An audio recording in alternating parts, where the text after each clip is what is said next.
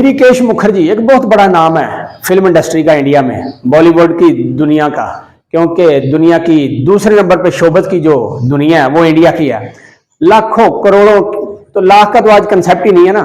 आज शाहरुख खान को लें तो एक फिल्म के 200-200 करोड़ लेता है, आमिर खान को लें तो एक फिल्म का आधा बिजनेस लेता है एक फिल्म बनाने का। तो उनका वो लखारी, उनका वो एडिटर, उनका वो मुसन्नफ, हदायतकार हरिकेश मुखर्जी जब इस दुनिया से जाने लगता है ना, लाखों का मालक, करोड़ों अरबों रुपए की सामी, आज उसी की नस्ल से दुनिया इंडिया में मुखर्जी के नाम से एक खानदान चलता आ रहा है।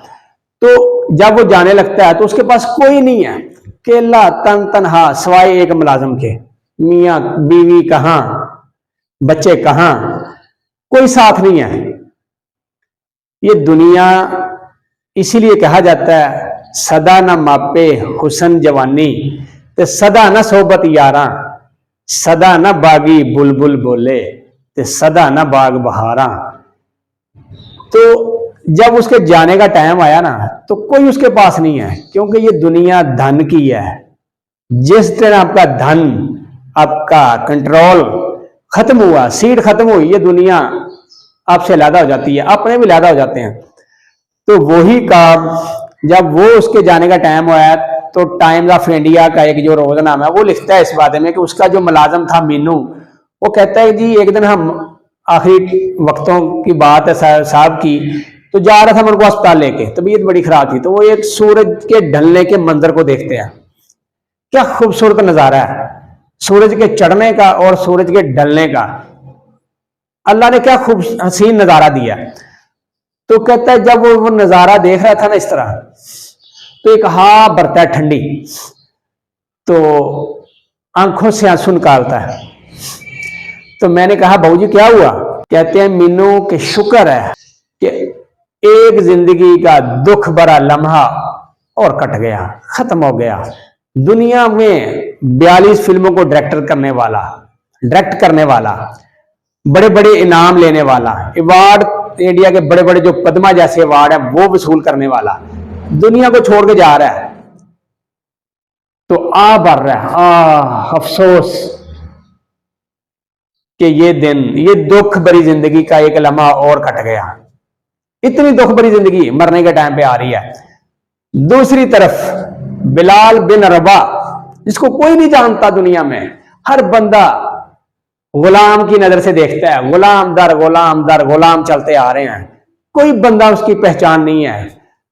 मादरत के साथ ये लफ्ज इस्तेमाल कर रहा हूं, हबशी, काला रंग है, बड़े बड़े होंठ हैं, यानी कि दुनिया उसको पसंद नहीं कर रही है। लेकिन जब वो कलमा पढ़ता है तो मेरे आका सल्लल्लाहु अलैहि वसल्लम फरमाते हैं कि बिलाल चढ़ जा मक्के का छत पे अजान के लिए।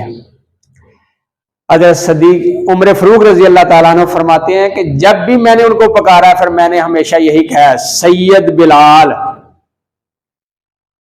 तो मेरे आका सल्लल्लाहु अलैहि वसल्लम उनके बारे में फरमाते हैं कि जिस दिन मैं जन्नत में जाऊंगा मेरा बिलाल मेरे से पहले जन्नत में जाएगा। वजह पता क्या? कि मैं जिस सवारी पे सवार हूंगा उसकी महार जो है, मुहार जिसको, वो मेरे बिलाल ने पकड़ी होगी। तो रुतबे देखे कहां देता है फिर अल्लाह। तो बात मुझे सिर्फ मर्ग पे करनी है, मैंने सिर्फ उनका एक हवाला दिया। तो जब बिलाल रजी अल्लाह ताला अन्हु की जाने का वक्त आया तो उनकी बीवी हमामा रोती है, बिलखती है, कहती है हा हुज़नु। तो हज़रत बिलाल रज़ी अल्लाह ताला ना, खबरदार, हा हुज़नु नहीं है, किस चीज का हुज़न है?